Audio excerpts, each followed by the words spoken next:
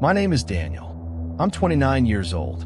I got married 3 months ago, and it's been the best part of my life. A few weeks ago, I learned some places are not meant for the living. My wife, Grace, and I went to a friend's wedding. It was so much fun we lost track of time, and it was too late and too dangerous to drive 2 hours home. We decided to find a hotel and leave in the morning. We stopped at the gates, an old, rundown hotel that was still open. The receptionist first said there were no available rooms.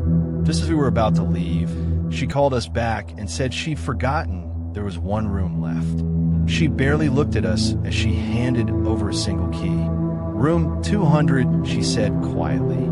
She muttered something else, but I was too tired to catch it. The hallway to the room smelled stale and musty, like old water. The air inside hit me instantly, cold, damp, and heavy. The room was unusually cold, and Grace joked that if it was that cold, she'd have to warm up the bed for me. We showered and climbed into bed, Grace lying beside me. We talked about the day. She joked about some of the guests. I teased her about how she danced. She asked if the photographer had uploaded enough photos yet. "Still uploading," I said. We talked about plans for the next day. Slowly, her voice faded and she fell asleep. I was awake, scrolling quietly through my phone when I heard a knock on the door. I peeped through the peephole. No one was there. Maybe it's the wrong room, I told myself. I went back to bed and picked up my phone. The knock came again. I wondered if it was room service, but I hadn't called anyone. I went to the door and saw nothing. This time I caught myself whispering, "What's happening?" I tried calling reception. The line wouldn't go through. Maybe it was a wrong number situation with the rooms. I went back to bed, phone in hand. Then I heard footsteps in the lobby, slow, dreadful, like someone dragging an axe across the floor.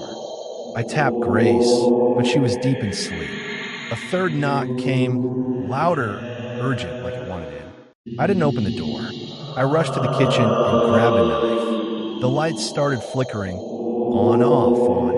The TV blinked on by itself, like it had a mind of its own. On the screen, a grainy black and white image showed our room. Behind the bed, a tall, dark figure stood motionless.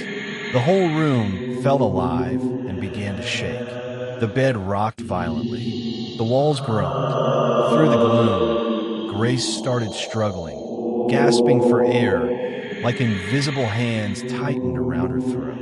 I ran toward her, but before I could move, something hit me hard and slammed me into the wall. My body locked up. I was awake inside it, but frozen like a trance. I watched everything without being able to reach her, hold her, or even shout. Her breath slowed. Then they stopped. The screen flickered. The lights pulsed. And everything went black. I don't know how long I was out.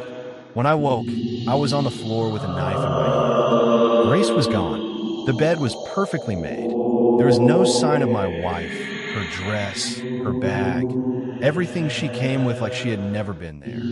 I ran to the front desk. They told me no one had checked into room 200 that night. The receptionist looked surprised to even see me. Confused and desperate, I called the police. They checked the hotel records. There was no record of me or Grace. They pulled security footage. No video of us entering the hotel. No footage of us anywhere inside. Just empty halls.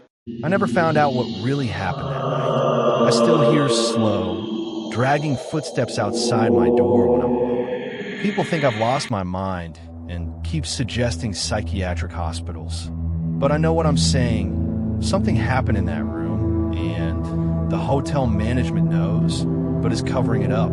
Till this moment, I can't find my wife.